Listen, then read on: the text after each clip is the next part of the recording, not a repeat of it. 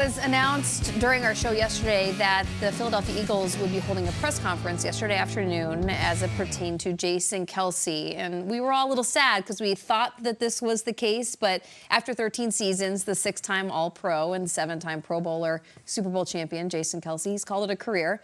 Here's just a snippet of that emotional retirement speech given yesterday in Philadelphia. So this all brings us here to today, where I announce that I am retiring.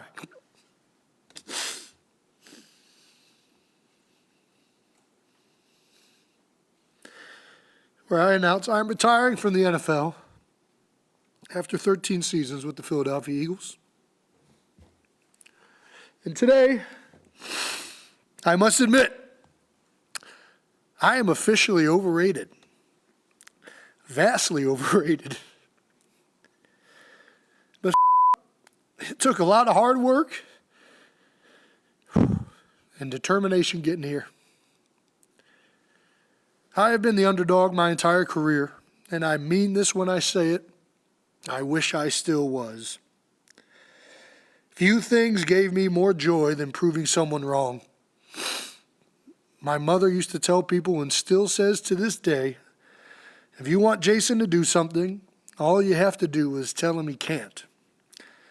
And that was true in more ways than I care to admit. I relish doubters. They fueled a fire within. I suspect that comes from an upbringing where my parents would tell me, Jason, you can be anything in this world you want to, as long as you put your mind to it and work hard to achieve it. So whenever I was faced with doubt in my career, be it from fans, from coaches, even from my own teammates, the American dream would burn from deep inside my bones. Which leads to my last Jeff Stoutland quote. Hungry dogs run faster.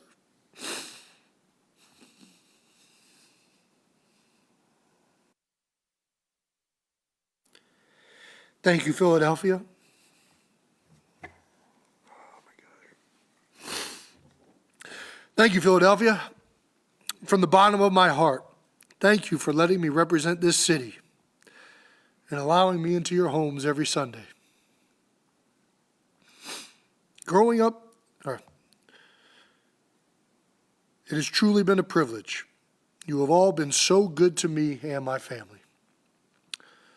Growing up in Cleveland, I watched all of my favorite athletes leave the city. Hell, a whole team left the city. It has always been a goal of mine to play my whole career in one city. And I couldn't have dreamt a better one and a better fit if I tried. Oh, man, he loved that place, and that place loved him. Jason Kelce calls it a career, all in Philadelphia. Many believe to be a shoo-in to become a Pro Football Hall of Famer. Over a dozen seasons. The starts at the bottom of the screen, wildly impressive. But as he said later in his speech, his career grew and his success grew and his skill set grew within that team as the team did better. Jason, I know you tweeted yesterday, like that speech reminded you, like, wow, you love football so much. What did you make of the speech and the career? Yeah, it makes you miss the game because of the emotion that was shared within that speech. When he talked about whether it was his brother, whether it was his wife, but specifically teammates. And then when he talked about his position coach, Jeff Stoutland. And that was so impressive to me because he talked about a human being being able to give somebody belief. And he talked about in his darkest hours as an Eagle, Jeff Stoutland gave him belief. And he said, in this world, self-doubt is a terrible and a dangerous thing to have. And as I listened to him speak, it brought me back to my playing days and how meaningful those people are around you. And I think the reason he's in tears is the reality is when you walk away from the game, those relationships, that every single day walking into the building for him, talking to whether it's Lane Johnson or Jordan Mailata or somebody in the cafeteria that makes his pancakes every single day, that doesn't occur anymore. You don't just live in Philadelphia and still continue to walk into the building whenever you want. And as players, when you walk away from this thing still so young in life, but having done it for 13 years, as we look at a picture early on in his career, and he probably thinks back to those moments and everything that transpired between them.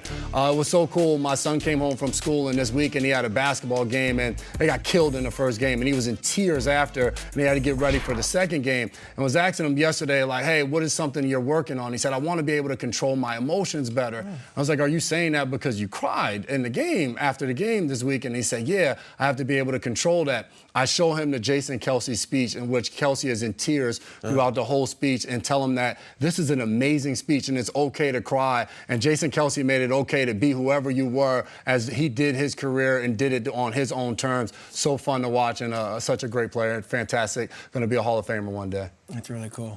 That is. That's a good story. The Vince McMahon meme where he's just like, and he's crying, and it's like, Dad, tell me about Jason Kelce's retirement speech. Can't. I got emotional. I'm not even an Eagles fan. I just, the quote he said, and I think this was really cool, stepping on the field was the most alive and free I had ever felt. There was a visceral feeling with football, unlike any sport. I could hit somebody, I could run around like a crazed lunatic, and then get told, good job.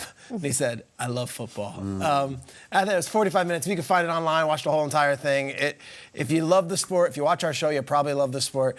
And if you have any appreciation for the grind and the journey, I think Jason Kelce sums it up so well in that speech. I did love his appreciation for both his mother and his father and how they were so important in his life. His father played a big role, obviously, and then he tells a story about Andy Reid. When Andy Reid drafts him, his father is in tears, and then Andy Reid drafts Kelce, and then it drafts Travis, and Jason's in tears, and this cool symmetry about fatherhood and sons, and of course he gives his mother so much credit for her journey and doing what she wanted to do, going to college when it didn't seem like that was her path laid out by others. I thought it was a beautiful speech. Cool 45 minutes. Important guy, very, very unique guy. It's a three-pronged thing. He's a fantastic player. There's a lot of fantastic players.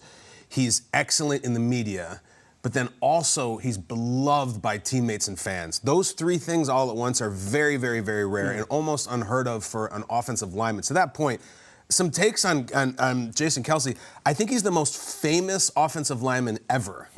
Ever. I don't think there's ever an offensive lineman who is just known as much as he is, talked about as much as he is, has as many jerseys in the stands of an offensive. I think he's the most famous ever. And if that sounds superficial, I also think he may be on the mountaintop for Philadelphia athletes. And I really mean that. It's not just that, look, there's a lot of them. And if you want to talk about AI or Dawkins, look at what he was just saying in his speech. One place the whole time, AI and Dawkins were not. Kelce won a Super Bowl. They did not win a championship. It's like him and Jack Schmidt. There's a very few in the Philadelphia, which is renowned for being hard on athletes. I think he may be at the mountaintop, an offensive lineman, a center. And I just have to say this again, for all the antics and the beards and the Batman and all the stuff, great player, unbelievable player. Look at this piece of video. There's a lot of them, but this is just Jason Kelce. He's not singing. He's not making a Christmas album. Just watch him pull around the corner and destroy that dude, go on, get another guy for a huge Eagles gain. This is a guy who ran a 4.8 at the 40. He's a big offensive lineman. He is a great athlete. He would do this 3 times a game. So he sings and he does podcasts and, there's all sorts of fame around him. But at the core, he's sitting there at the podium yesterday because of this.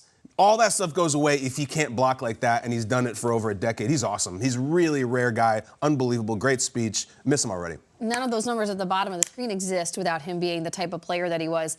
His life, though, in the last 10 months has vastly changed, I think. The popularity of the Kelce family and the attention paid has been fascinating to watch. And the brothers have totally embraced this. There's a Kelce family documentary. People have fallen in love with his wife, Kylie Kelce, and the way they raise their girls and the dynamic between the two of them. And for that man, Jason, to sit up there and have this pre-written, well-thought-out speech that was poetic and emotional, and he allowed himself to go there in front of so many people, I think was the perfect way to kind of cap off the growth that we've seen and the exposure from this set of brothers. Specifically, there were 2 quotes. I don't know if you guys caught this.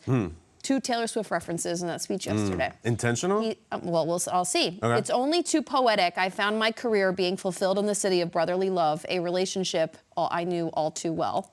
Okay, so that's All Too Well is a song. Okay. But brotherly love with Jason and Travis. Okay. Right? And then if you go above and beyond in this city, in Philadelphia, you will be rewarded beyond your wildest dreams. You can't tell. Those are 2 song titles. It kind of is an homage to what we've seen with the Kelce family over the last 10 months. He did it with grace and class. Yet it was smart and it was well delivered, and I thought it was kind of a nice bow with how people have just fallen in love with this family and these 2 brothers specifically.